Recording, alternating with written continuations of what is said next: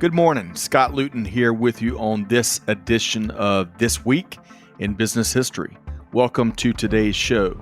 On this program, which is part of the Supply Chain Now family of programming, we take a look back at the upcoming week, and then we share some of the most relevant events and milestones from years past.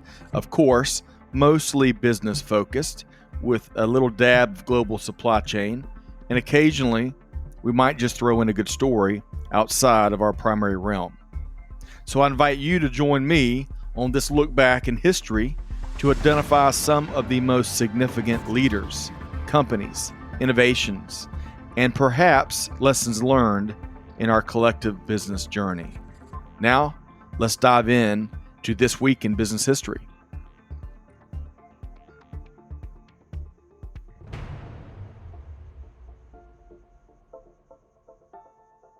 Hello, and thanks for joining us. I'm your host, Scott Luton, and today on this special edition of This Week in Business History, here on Supply Chain Now, we are focused on the week of September 7th.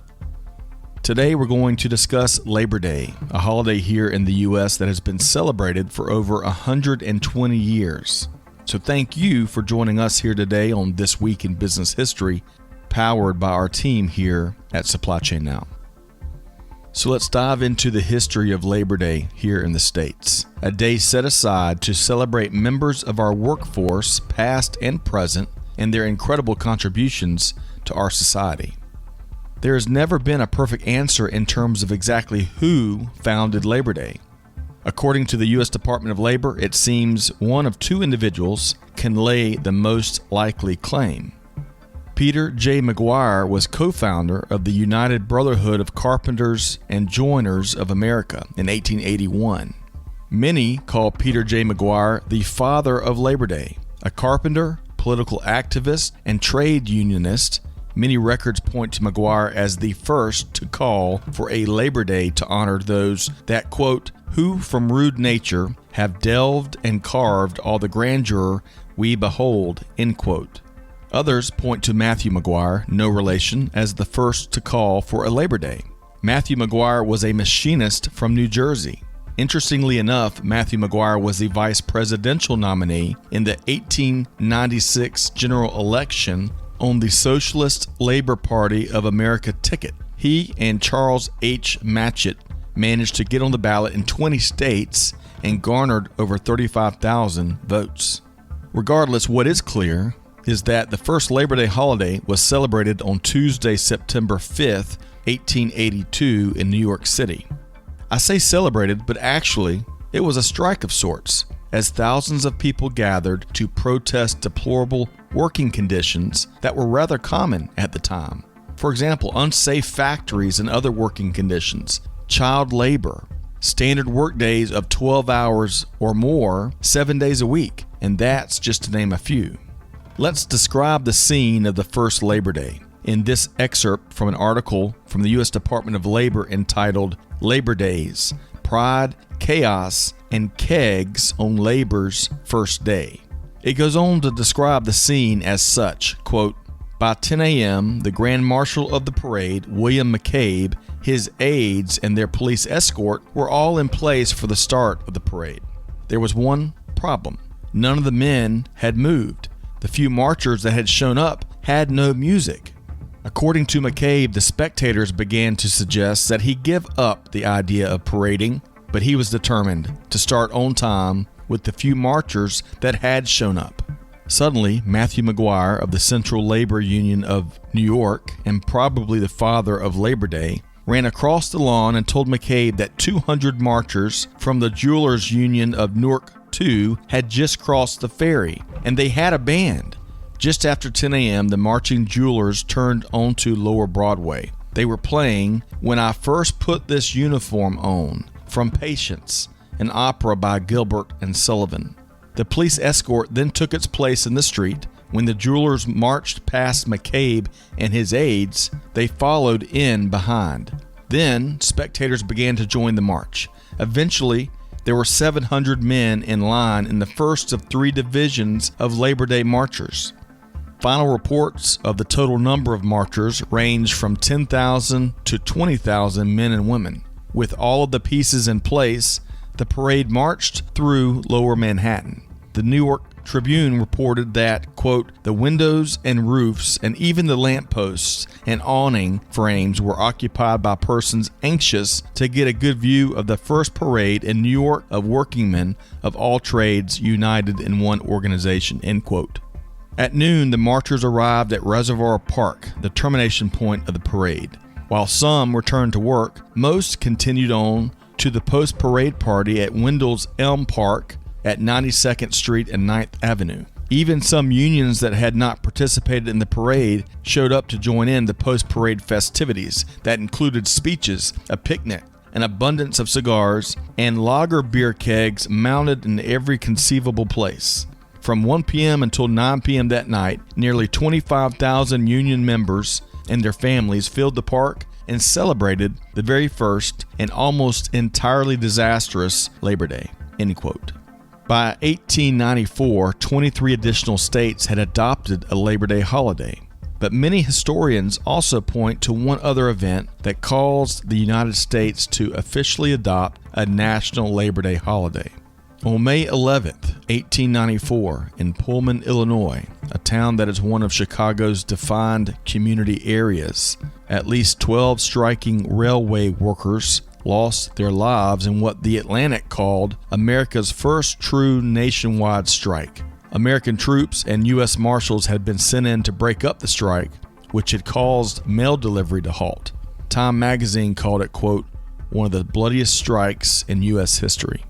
About a month and a half later, on June 28, 1894, President Grover Cleveland signed a law making the first Monday in September of each year a national holiday. Many saw President Cleveland's signing of the bill as an attempt to send an olive branch to labor unions and the country's workforce. Regardless, the country finally had a day set aside to honor the nation's workforce.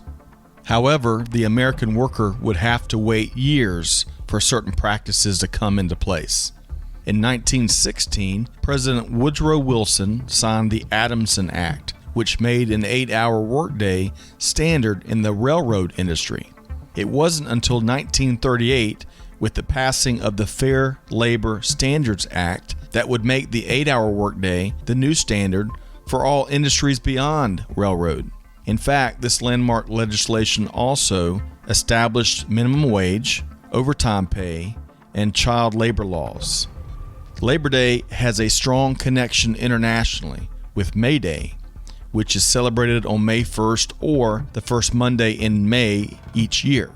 May Day has been observed for centuries, where it largely focused on celebrating the return of spring.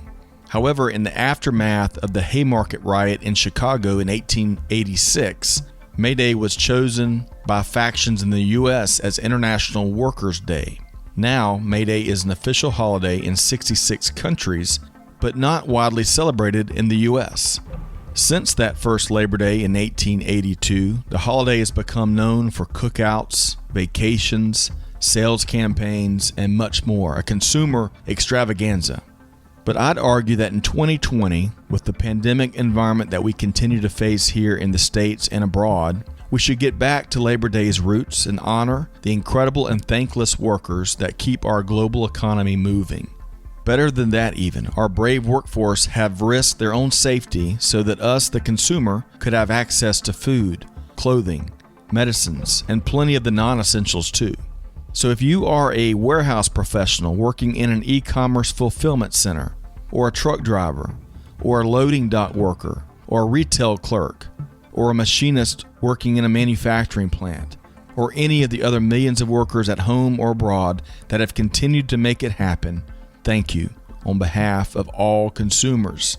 We are eternally grateful for what you do each and every day. Every day certainly is Labor Day.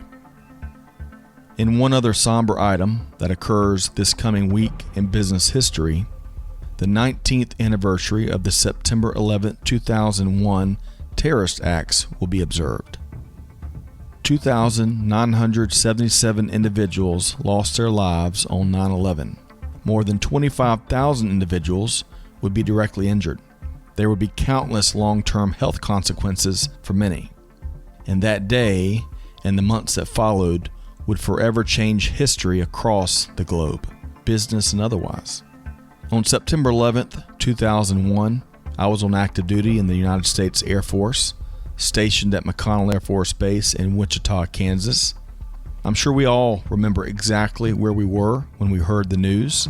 I recall getting an email from CNN, a special bulletin that claimed, in a mishap, an aircraft had struck the North Tower of the World Trade Center in New York City. I thought for a second, that's really odd. Of course, as everyone else would also realize just 17 minutes later, as a second plane struck the South Tower, this was no mishap. Until the day that I die, I'll never forget two things. The live shot of the South Tower collapsing at 9:59 a.m. on September 11th. And secondly, the intense rage, anger, and sense of loss that I felt, along with many others that I served with.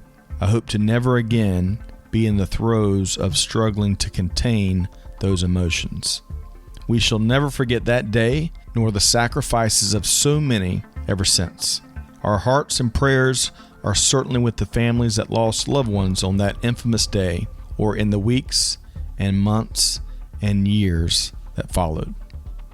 That wraps up our Labor Day edition of This Week in Business History right here on Supply Chain Now. From our family here to yours, we wish you all the best. Be sure to check out a wide variety of industry thought leadership at supplychainnowradio.com. In particular, if you've enjoyed this show that we published in the main Supply Chain Now program pipeline, be sure to subscribe specifically to This Week in Business History channel. You can find it and subscribe wherever you get your podcast from. On behalf of the entire team here at This Week in Business History and Supply Chain Now, this is Scott Luton wishing all of our listeners nothing but the best. Do good, give forward, and be the change that's needed. Thank you to all of our men and women that make up the global workforce. We are so grateful for all that you do. And on that note, we'll see you here next time on This Week in Business History. Thanks, everybody.